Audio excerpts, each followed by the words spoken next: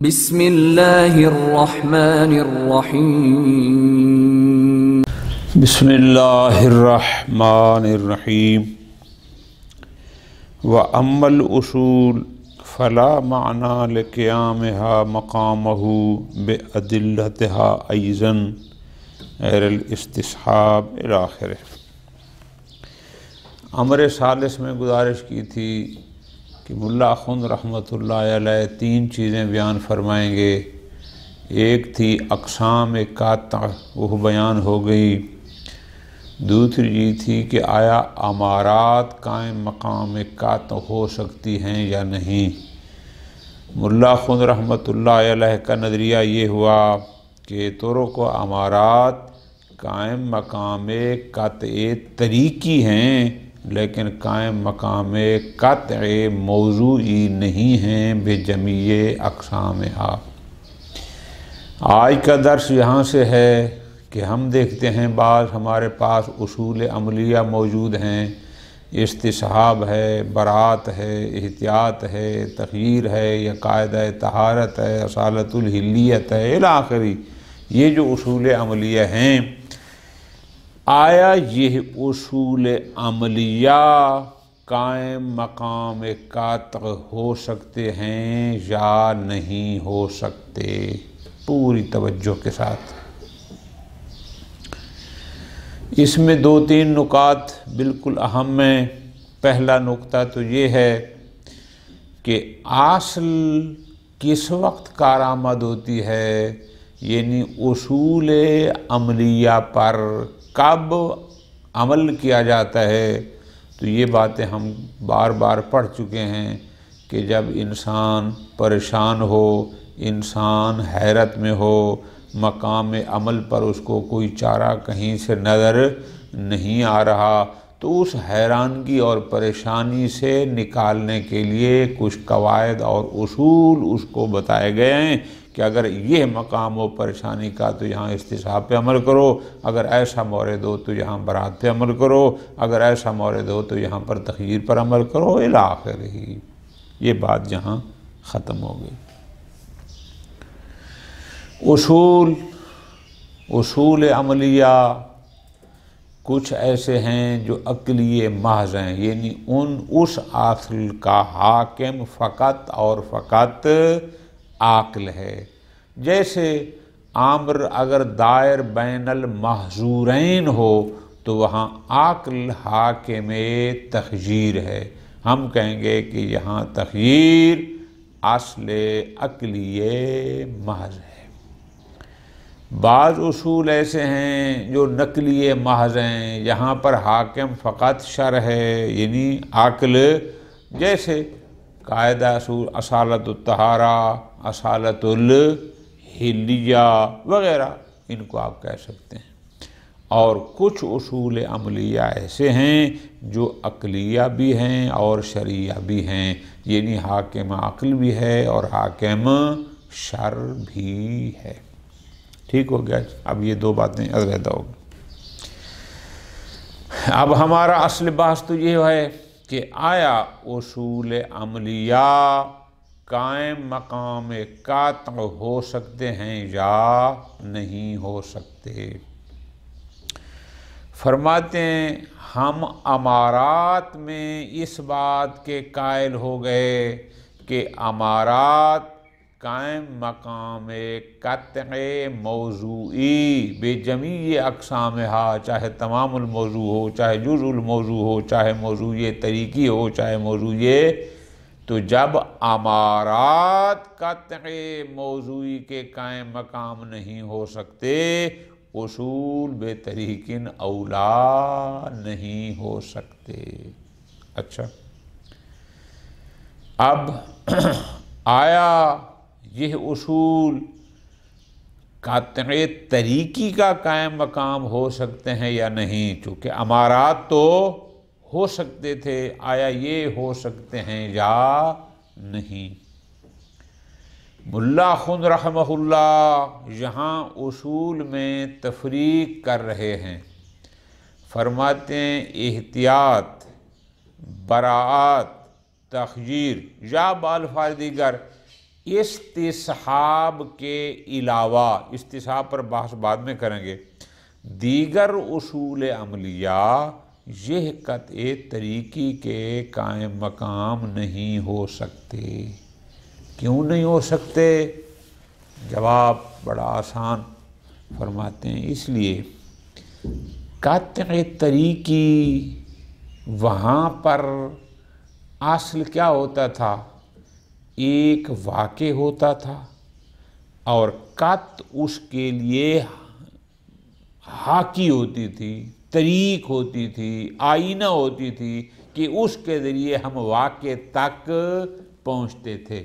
جب ہم اس کے ذریعے واقع تک جاتے تھے تو اس پر آثار مترتب ہوتے تھے، کون سے؟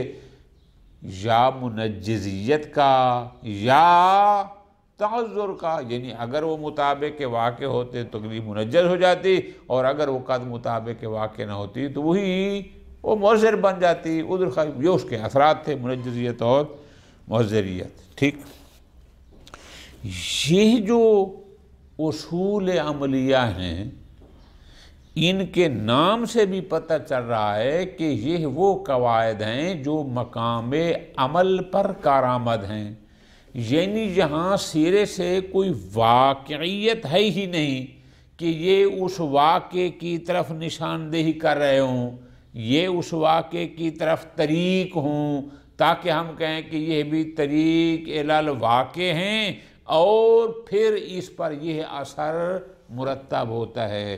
تو جب یہاں اصلاً کسی واقعے کا کوئی ذکر ہی نہیں ہے یا سرے سے کسی واقعے کا لحاظ ہی، یہ تو ہے کہ ایک مکلف مقام عمل پر پریشان حال کھڑا تھا تو اس کو اس حیرت اور پریشانی سے نکالنے کے لیے کہا گیا یہ کرو۔ اب یہاں کوئی واقع ہے یا نہیں ہے اس سے اس کا کوئی لینا دینا۔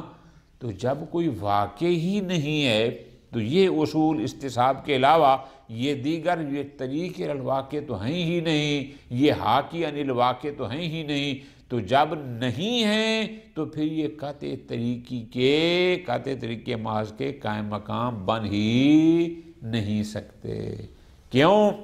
اس لیے کہ ہم نے کل بھی بار بار یہ گزارش کی تھی کہ جب کسی شے کو کسی شے کا قائم مقام بنایا جاتا ہے، تنزیل کی جاتی ہے، تو ہم کیا کہتے ہیں کہ اس منزل پر بھی وہی آثار مرتب ہوں گے جو منزل علیہ پر ہیں۔ قط اگر منزل علیہ ہے اس پر اثر کیا تھا؟ تنجز کا۔ اس کا اثر کیا تھا؟ تعذر کا، چونکہ وہاں ایک واقع تھا اور قط یا مطابق واقع تھی یا مخالف واقع۔ لیکن یہ جو اصول عملیہ ہیں یہاں سرے سے کوئی واقع ہی نہیں ہے تاکہ ہم اس کو قط کا قائم بنائیں اور پھر قط والے آثار اس پر مرتب کریں۔ ٹھیک ہو گیا؟ اچھا، یہ ہو گیا یہاں۔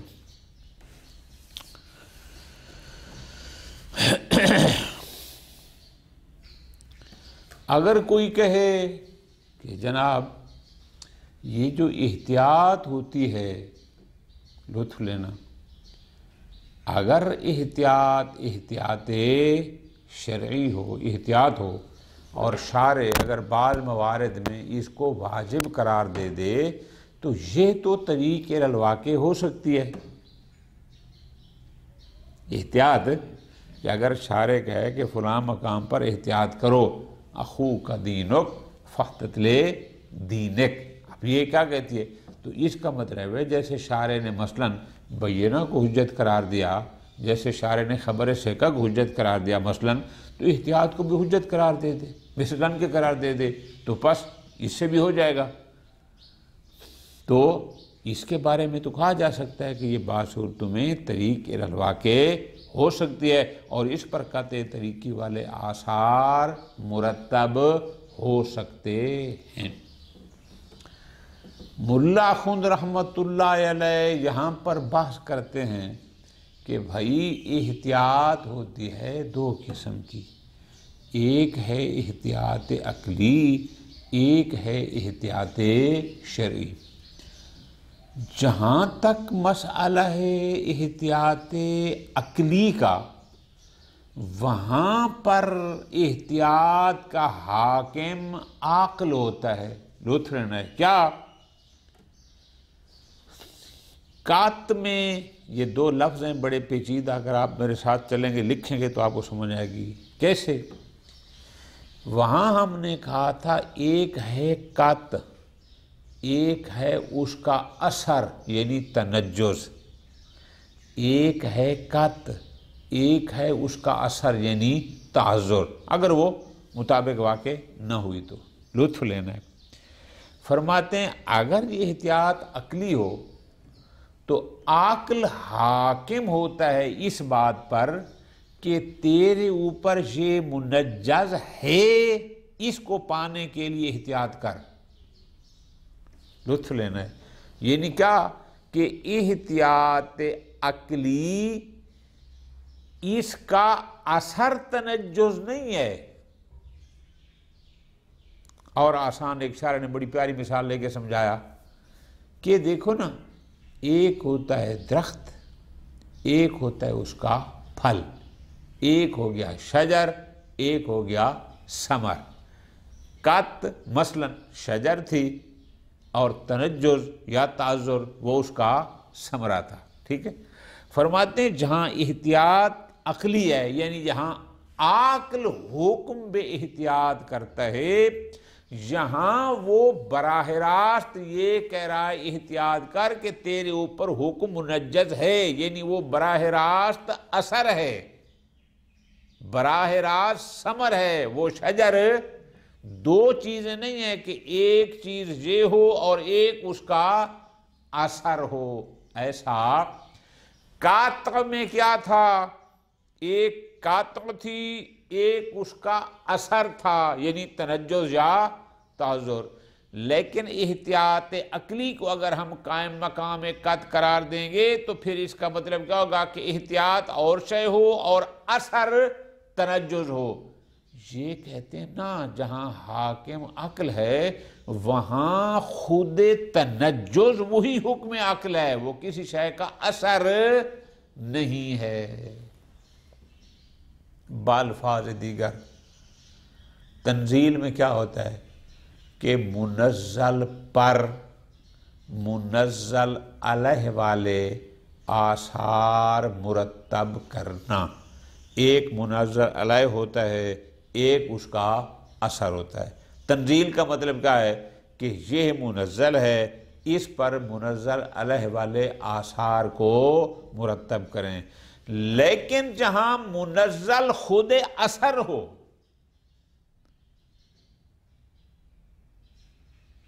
لطف لینا ہے، میں اس لیے کہہ رہا ہوں اس کو لکھو گے سمجھ آئے گی. جہاں منزل خود اثر ہے، کیا مطلب؟ منزل علیہ میں کیا تھا؟ قط اور اثر تنجز. یہاں جب عقل حکم احتیاط کر رہا ہے تو یہاں کیا ہے؟ یہاں تنجز اثر نہیں بلکہ خود حکم عقل ہے. عقل کہتا ہے کہ تیرے اوپر یہ حکم منجز ہے، بس اس کو ہر حال میں تو پالے، تیرے لیے ضروری ہے کہ اس کو ضائع نہیں کرنا. یہاں عقل حاکم بالتنجز ہے تو یہ تنجز کوئی اثر نہیں ہے منزل کا، بل فرق خود وہی حکم عقل ہے. اور اگر آپ کہیں کہ اگر احتیاط شرعی ہو، نقلی ہو، تو وہاں پر پھر بحث ہے. ہم شبہات بدویہ میں سرے سے احتیاط کے قائل ہی نہیں ہیں، یہ فقط اخباری قائل ہیں. ہم شبہات بدویہ، شبہ بدویہ یعنی یہ ہوتا ہے کہ جو مقرون بعلم اجمالی نہ ہو، ہم وہاں پر سرے سے احتیاط کے قائل ہی نہیں ہیں، وہاں پر فقط اخباری حضرات قائل ہیں. پھر ایک ففہم ہے وہ ترجمے بتاؤں گا. اب ہم بات کرتے ہیں استصحاب کی. پہلے انہوں نے یہ فرما دیا کہ اصول عملیہ میں سے استصحاب کے علاوہ دیگر اصول عملیہ قط کے قائم مقام نہیں ہیں. موضوعی کے تو ہو ہی نہیں سکتے، چونکہ جب امارات نہیں ہو سکتی تو یہ بطریقن اولا نہیں ہے، اور یہ قطع طریقی کے قائم مقام بھی نہیں ہے، لیکن فقط استصحاب ہے کہ جو قطع طریقی کا قائم مقام بن سکتا ہے۔ اچھا وہ کیوں جی؟ فرماتے ہیں اس لیے استصحاب کیا ہوتا ہے؟ آپ کا جواب بڑا آسان ہے کہ یقین سابق کو برقرار رکھنا۔ ایک چیز کا پہلے ہمیں یقین تھا، آج ہمیں اس کا شک ہے۔ دلیل کہتی ہے لا تنقض الیقین بشک، اپنے یقین کو شک سے نقض نہ کرو۔ اب جو یقین تھا لطف لینا ہے، اور اب ہمیں ہے اس بارے میں شک۔ جب ہم اس یقین کو جاری رکھیں گے تو یہ ہمارا شک ظن میں تبدیل ہو جائے گا۔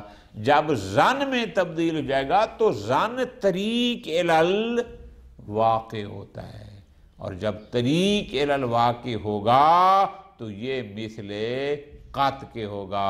پس جیسے قط پر آثار تنجد اور تعذر مرتب ہوتے ہیں، پس اس پر بھی آثار مترتب ہوں گے۔ ایک اور بات ہے لیکن وہ علیحدہ ہے، اس کو پھر علیحدہ کر کے انشاءاللہ پڑھیں گے۔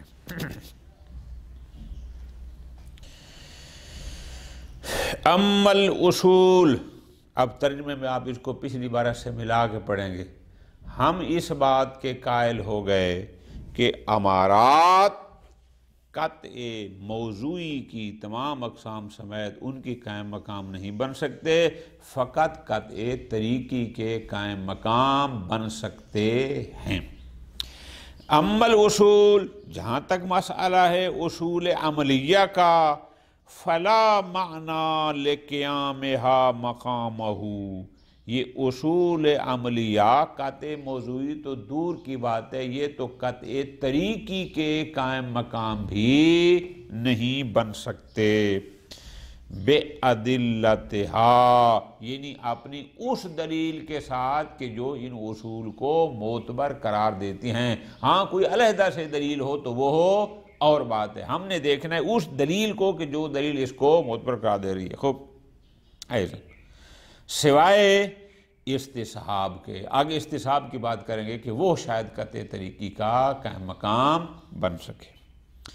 کیوں جی یہ اصول عملیہ کیوں نہیں بن سکتے قائم مقام قط؟ فرماتے ہیں اس لیے لے وضوح ہے، چونکہ یہ بات واضح ہے کہ ان المراد من قیام المقام، جب ہم کہتے ہیں کہ یہ شے فلاں شے کی قائم مقام ہے، جیسے ہم نے کل کہا تھا کہ ہمارا قائم مقام قط ہے، بینہ قائم مقام قط ہے، تو اس کا مطلب کیا ہوتا ہے قائم مقام ہونے کا؟ اس کا مطلب ہوتا ہے ترتیب ما لہو من الآثار والاحکام، یعنی لہو، ہو کا مر جائے گا قط، یعنی جو آثار اور احکام قطع پر مرتب ہونے تھے وہ والے اس قائم مقام پر مرتب ہوں۔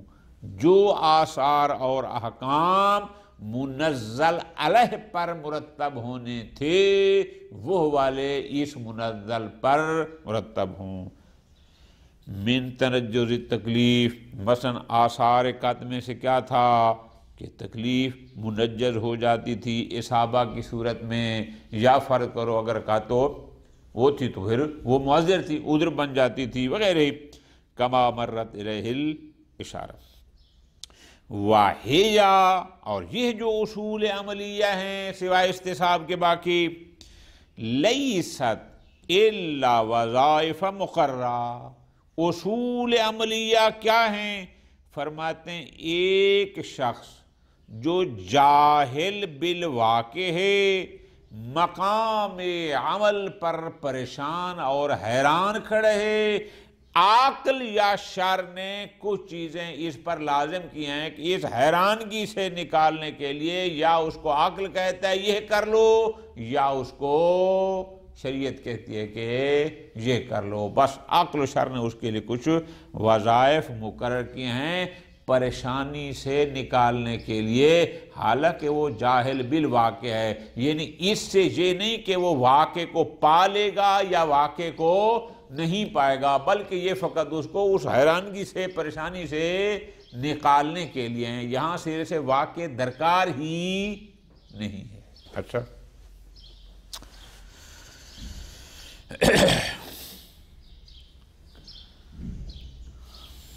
اس لیے یہ مقام، یہ قائم مقام قطع طریقی، چونکہ قط طریق الی الواقع ہوتی ہے، قط حاکی عن الواقع ہوتا ہے، یہاں کوئی واقع ہی نہیں ہے تو یہ اس کی طریق کی طرف طریق حاکی کیسے ہوں گے؟ خب لا یقال، آگے خود ہی ایک اشکال فرض کرتے ہیں، اس کا جواب، اگر کوئی کہے کہ ان الاحتیاط لا بأس بالقول بقیامہ مقامہ، کہ چلو برات نہ صحیح، تخییر نہ صحیح، لیکن کم از کم احتیاط قائم مقام قطع ہو سکتی ہے، کہ جیسے قطع منجز تکلیف ہے، احتیاط بھی منجز تکلیف ہو سکتی ہے۔ لو کانا، یعنی اگر ہو تو، کیا مطلب؟ یعنی اگر شارع احتیاط کو لازم قرار دے دے تو کہا جا سکتا ہے کہ جیسے شارع نے بینہ کو حجت قرار دیا تھا، اسی طرح شارع نے احتیاط کو لازم قرار دیا ہے، تو جیسے بینہ طریق اور حاکی عن الواقع تھے، منجز تکلیف تھے، یہ بھی اسی طرح منجز ہے۔ جواب، فَإِنَّهُ يُقال، فرماتے ہیں احتیاط ہے دو قسم کی، آپ کس والی احتیاط کی بات کر رہے ہیں؟ آیا احتیاط عقلی کی بات کر رہے ہیں یا احتیاط نقلی و شرعی کی بات کر رہے ہیں؟ جواب میں فرماتے ہیں اما الاحتیاط العقلی، اگر مراد ہے احتیاط عقلی، فَلَيْسَ إِلَّا نَفْسُ حُکْمِ العقل بِتَنَجُّزِ التَّکْلِیف وَصِحَّةِ الْعُقُوبَةِ عَلَى مُخَالِفَتِهِ، اگر مراد احتیاط عقلی ہے تو احتیاط عقلی مراد کیا ہے؟ اس کا مطلب ہے کہ عقل حکم کر رہا ہے کہ تیرے اوپر تکلیف منجز ہے، عقل حکم کر رہا ہے کہ اس کی مخالفت پر عقاب صحیح ہے، لا شیء یقوم مقامہ فی ھذا الحکم، اس حکم میں کوئی ایسی شے نہیں جو اس کا قائم مقام ہو۔ عبارت بہت تھوڑی ہے، مطلب بہت زیادہ ہے۔ کیا میں نے گزارش کی تھی کہ قائم مقام کا مطلب یہ ہوتا کہ ہم کہتے یہ شے قط کے قائم مقام ہے، یہ منزل ہے، قط منزل علیہ ہے، پھر ہم کہتے پس جو اثر قط پر منزل علیہ پر مترتب ہونا تھا وہ اس منزل پر مترتب ہوگا۔ فرماتے ہیں جب حکم عقل آ جاتا ہے تو حکم عقل منزل کو ڈائریکٹ اثر قرار دے رہا ہے۔ لطف لینا، اس کو میں نے بار بار پہلے بھی گزارش کی ہے، دوبارہ اس کو ذہن بٹھائیں، یعنی ایسا نہیں ہے کہ عقل منزل کو مثل منزل علیہ کے قرار دے اور پھر منزل علیہ والے آثار منزل پر ہوں، نہ ایسا، بلکہ عقل منزل کو خود اثر قرار دے رہا ہے۔ عقل کہہ رہا ہے کہ یہ تکلیف منجز ہے تو تنجیز آثار میں سے ہے، تو جب عقل خود اثر کو کہہ رہا ہے پھر تنزیل کی جگہ بنتی نہیں ہے، وہ تو کوئی اور شے ہوتی کہ وہاں ہم کہتے یہ منزل ہے اور یہ منزل علیہ ہے اور یہ آثار ہیں، یا منزل خود اثر ہے، جب اثر ہے تو یہاں فرماتے ہیں اس کے قائم مقام بنانے کی کوئی گنجائش ہی نہیں ہے۔ وَأَمَّا النَّقْلِ، اور اگر احتیاط نقلی اور شرعی ہو، بات سمجھ آ گئی، کہ شارع نے کہا ہو کہ فلاں مقام پر احتیاط اس کو حجت قرار دیا ہو، فرماتے ہیں فَإِلْزَامُ الشَّارِعِ بِهِ، اگر شارع کی کہیں کسی جگہ پر احتیاط کو لازم قرار دے، وَإِنْ كَانَ وَإِنْ كَانَ مِمَّا يُوجِبُ التَّنَجُّزَ، بالکل درست ہے، اب یہ موجب بنے گی تنجز کا، یعنی اس کا اثر تنجز ہوگا۔ وَصِحَّةِ الْعُقُوبَةِ عَلَى الْمُخَالِفَةِ، اب یہاں ایک منزل اور منظر علیہ بن سکتے ہیں، یہاں پر اثر کی بات ہو سکتی ہے، کل کہتے جیسے کل تھا، لیکن مسئلہ یہ ہے إِلَّا أَنَّهُ لا نقول به فی شبہۃ البدویہ، ہم شبہ بدویہ میں احتیاط کے قائل ہی نہیں ہیں۔ پس ولا یکون بنقلی فی المقرونہ بالعلم الاجمالی، اور اگر شبہ بدویہ نہ ہو بلکہ شبہ ایسا ہو جو مقرون بعلم اجمالی ہو، تو وہاں احتیاط نقلی اور شرعی نہیں ہوتی، بلکہ وہاں احتیاط عقلی ہوتی ہے۔ ختم۔ ففہم کیا ہے؟ ففہم اشارہ ہے کہ کوئی کہے کہ جناب درست ہے آپ شبہ بدویہ میں احتیاط کے قائل نہیں ہیں، لیکن آپ قبل الفحص تو احتیاط کے قائل ہیں، بعد الفحص احتیاط کے قائل نہیں ہیں۔ یا ممکن ہے ففہم اشارہ اس بات کی طرف ہو کہ جناب آپ لوگ شبہ بدویہ میں احتیاط کے قائل نہیں ہیں، لیکن اخباری حضرات تو شبہ بدویہ میں احتیاط کے قائل ہیں، لہذا ان کے تو یہ کارآمد ہو سکتی ہے۔ خوب ختم ہوگی بات، ٹھیک ہے جی۔ اب فرماتے ہیں، واپس جاتے ہیں، ہم نے جو کہا ہے کہ اصول عملیہ سوائے استصحاب کے باقی قطع موضوعی تو دور کی بات ہے، قطع طریقی کے قائم مقام بھی نہیں ہو سکتے۔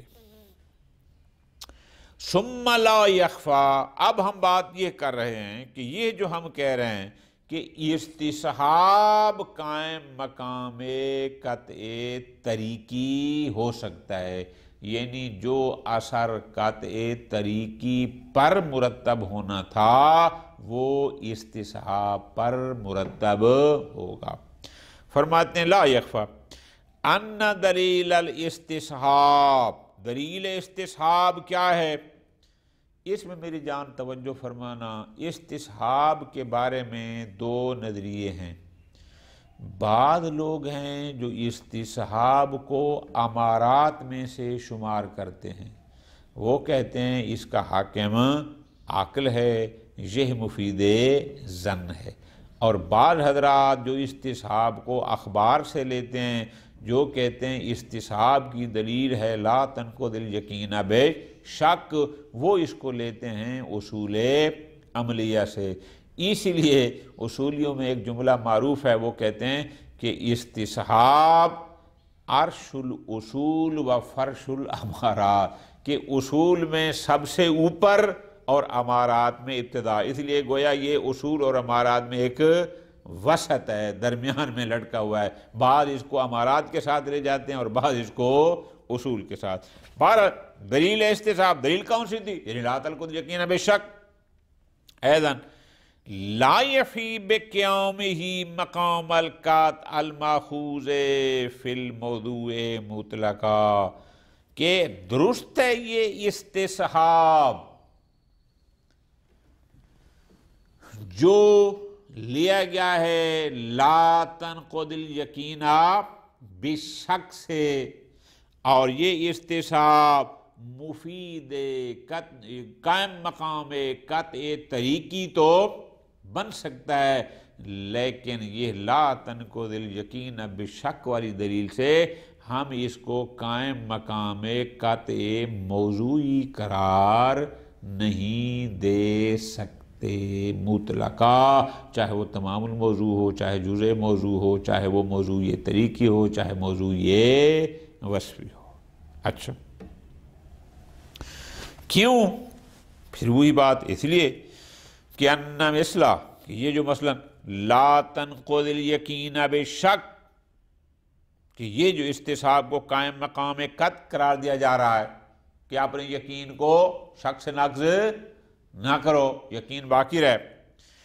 لا بد من ان یکون مسوکا اما بلحاظ المتیقن و اما بلحاظ نفس الیقین، یا یہاں پر متیقن ملحوظ ہوگا یا خود یقین۔ کیا مطلب؟